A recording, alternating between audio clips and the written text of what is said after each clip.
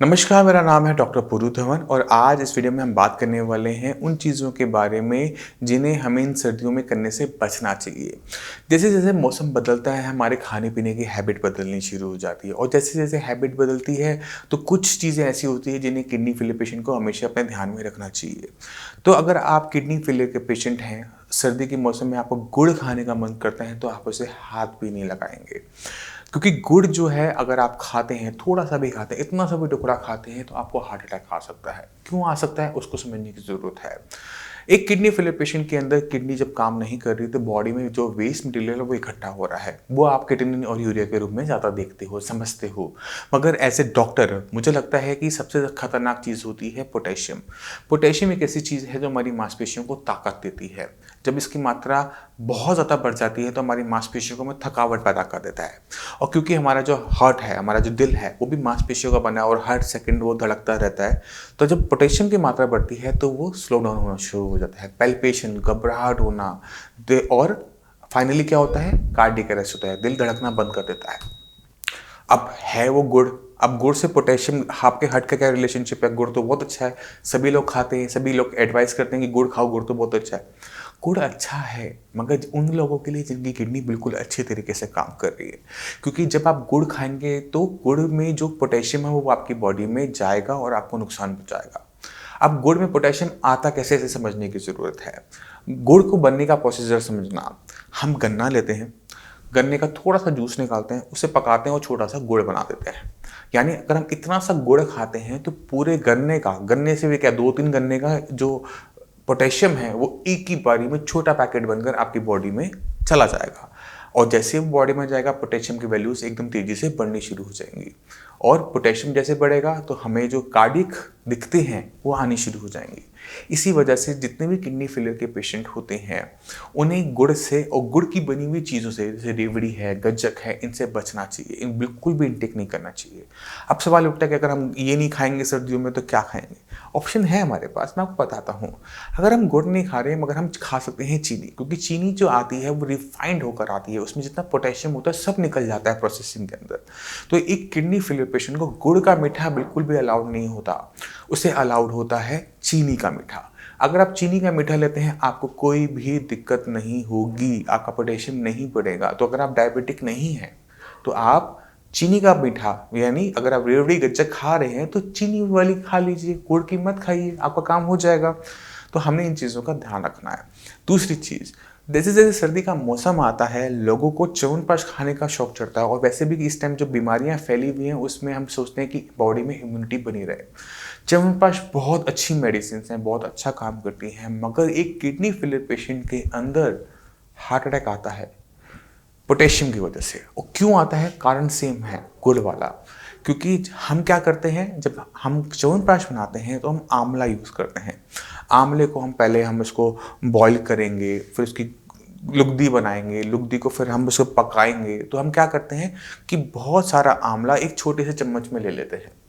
अब ये छोटे से चम्मच के अंदर पोटेशियम की मात्रा बहुत ज़्यादा होती है, तो जैसे पेशेंट खाता है उसका पोटेशियम बढ़ना शुरू हो जाता है और पेशेंट को दिक्कत आनी शुरू हो जाती है। तो अगर आप किडनी फेलियर के पेशेंट हैं तो चाहे वो आप शुगर फ्री च्यवनप्राश लें, चाहे वो शुगर वाला च्यवनप्राश लें, आपको दोनों से ही नुकसान होगा। इसी वजह से इसको बंद किया जाता है, इसको नहीं लिया जाता। अब चलते हैं तीसरी आइटम के ऊपर, वो है सूप। अक्सर पेशेंट मेरे पास आके पूछते हैं, डॉक्टर साहब आप चाय कॉफ़ी तो बंद करवा देते हो, अब सर्दी आ गई है, क्या लिया जाए, गर्मा गर्म सूप ले लें। और जब वो सूप का नाम लेते हैं ना तो हमारे माइंड में पहली चीज़ क्या आती है? टोमेटो सूप, टमाटर का सूप लेंगे, सब्जियों का सूप लेंगे। अब दिक्कत वही है कि हम कम अमाउंट के अंदर ज़्यादा पोटेशियम ले रहे हैं। टमाटर तो वैसे भी अलाउड नहीं होता किडनी पेशेंट्स को, क्योंकि टमाटर है खट्टा। खट्टा जितना खाएंगे किडनी को नुकसान होगा। अगर हम टमाटर को निकाल के बाकी सब्जियों के बारे में बात करें तो अक्सर लोग उनको मथ के, उसको अच्छी तरह से उबाल के गाढ़ा करके लेते हैं, क्योंकि जितना भी आप गाढ़ा करके सूप को लोगे आपकी बॉडी में पोटेशियम की मात्रा जाएगी। क्योंकि हम सब्जियां ली, सब्जियों को मैंने उबाला, हमने उसको थोड़ा मथ करके छोटी सी अमाउंट में सूप बना लिया, गर्मा गर्म जो थिक सा सूप होता है, पोटेशियम बढ़ेगा और आपको दिक्कत आएगी। तो हम सूप फॉर्म में नहीं लेंगे, मगर आपको कुछ ना कुछ तो लेना है। क्या ले सकते हैं मैं आपको बताता हूँ। आप अगर किडनी फेलियर के पेशेंट हैं तो गर्मा गर्म चीज़ें जो हम किसी भी किडनी फेलियर पेशेंट को अलाउ करते हैं उसके अंदर सबसे पहले आता है ग्रीन टी। ग्रीन टी जो है वो हमने देखा है कि इसी टाइप के नुकसान पेशेंट को पहुंचाती हुई नहीं देखी जाती, मगर उसके लिए आपको एक क्वालिफाई करना पड़ेगा। पहले आपको अपनी रिपोर्ट से, अपनी शरीर से उसका अप्रूवल लेना होता है कि मैं चाय लूँ चाहे ना लूँ। उसके लिए एक छोटा सा टेस्ट होता है जिसे हम कहते हैं सीरम बाइकार्बोनेट। अगर आप अपना ब्लड देने जा रहे हैं, KFT करवाने जा रहे हैं, तो अपना सीरम बाइकार्बोनेट का टेस्ट जरूर करवाएं। और सीरम बाइकार्बोनेट अगर आपका ठीक आता है तो आप पास हो जाते हैं ग्रीन टी लेने के लिए। आप अपना ग्रीन टी का इंटेक करेंगे, आपकी किडनी को किसी टाइप का नुकसान नहीं होगा, आपकी बॉडी में एनर्जी भी नहीं रहेगी, कुछ गर्मा गर्म चीज़ भी बॉडी में जाती रहेगी और आपकी बॉडी अच्छी तरीके से उसको एक्सेप्ट कर लेगी। दूसरी चीज़ है सूप। सूप भी ले सकते हैं, मगर कैसा सूप? अगर हम जो वेजिटेबल्स हम आपको बताते हैं कि आपने खानी है उनका सूप लेते हैं तो आपको कोई नुकसान नहीं होगा, मगर शर्त क्या है? आपने उसे मथना नहीं है, आपने उसका बनाना है क्लियर सूप। और उसमें सिर्फ 2 चीज़ें डलेंगी, एक है नमक, दूसरी है हल्की सी काली मिर्च। अब इसमें सब्जियां कौन सी यूज़ करनी है, ये एक सवाल उठ जाता है। अगर आपने हमारे पुरानी वीडियोस नहीं देखी तो मैं आपको इस वीडियो में थोड़ा सा ब्रीफ कर देता हूँ। जो भी सब्जी ज़मीन के नीचे लगती है, आलू, शकंदी, अरबी, जिमगन, कचालू, इनके अंदर पोटेशियम की मात्रा ज़्यादा होती है, इसी वजह से ही मना है। ना ही हम इन सब्जियों को सूप में बनाने में किसी टाइप में फॉर्म में इस्तेमाल करते हैं, तो ये तो पहले बाहर हो गई। दूसरी सब्जियां जिनके अंदर पोटेशियम ज़्यादा होता है अक्सर वो पत्तेदार सब्जियां होती हैं, जैसे पालक है, बथुआ है, मेथी है, सरसों है, धनिया है, पुदीना है। इनकी साग और चटनियाँ तो बंद है, इनका सूप भी बंद है। मगर अगर आप धनिया के पत्ते 4 इस्तेमाल करना चाहते हैं हल्के से फ्लेवर के लिए, आपको अलाउड है, मगर आपने उसको उबाल कर मथ के सूप नहीं बनाना, पालक के पत्तों का सूप नहीं पीना। तो हम इस तरह से इन चीज़ों को छोड़ देते हैं, तो बाकी जितनी भी सब्जियां हैं उनको लिया जा सकता है, चाहे वो आपकी गोभी है, चाहे वो आपकी शलगम है, गाजर है, मटर है, थोड़ा बहुत अगर आप कॉर्न का यूज़ करना चाहें तो कॉर्न का यूज़ कर सकते हैं। तो हम बाकी सारी सब्जियों को इस्तेमाल कर सकते हैं, मगर सूप बनाएं कैसे? डॉक्टर साहब ने तो ये बताया नहीं। तो आप उन सब्जियों को मोटा मोटा काटेंगे, छोटा छोटा नहीं काटेंगे, मोटा मोटा काटेंगे।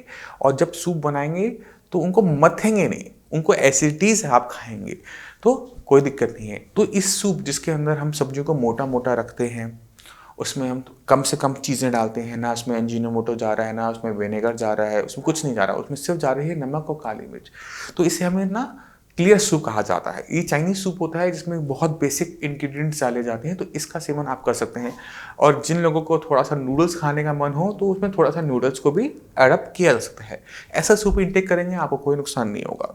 मगर अगर आप टमाटो सूप लेते हैं या फिर आप थिक मशरूम सूप लेते हैं तो, या फिर पालक का सूप लेते हैं, तो आपकी हार्ट को दिक्कत होती है। किडनी को कुछ नहीं हुआ, किडनी को खाने पीने से कोई नुकसान नहीं होता, क्योंकि जब किडनी काम नहीं कर रही तो बॉडी में वेस्ट मटेरियल इकट्ठा हो रहा है, और जैसे ही वो वेस्ट मटेरियल जैसे पोटेशियम बॉडी में ज़्यादा इकट्ठा हुआ, आपके किसी और ऑर्गन को नुकसान पहुंचेगा। तो इन चीज़ों का आपने ध्यान रखना है इन सर्दियों के अंदर कि सूप अलाउड है, क्लियर सूप अलाउड है, बहुत बेसिक सूप है, इसको आप यूज़ कर सकते हैं। ग्रीन टी आप यूज़ कर सकते हैं, तो आप इनका यूज़ करेंगे, आपको किसी भी टाइप का नुकसान नहीं देखने को मिलेगा। मैं उम्मीद करता हूँ इस वीडियो से आप काफ़ी कुछ समझ गए हैं। अगर आप साइंस इंजीनियरिंग की ट्रीटमेंट ले रहे हैं तो इन चीज़ों का ध्यान रखेंगे कि आपने गुड़ नहीं खाना, च्यवनप्राश नहीं खाना, टमाटो सूप नहीं लेना, जो सूप मैंने आपको बताया है उसका इंटेक करेंगे।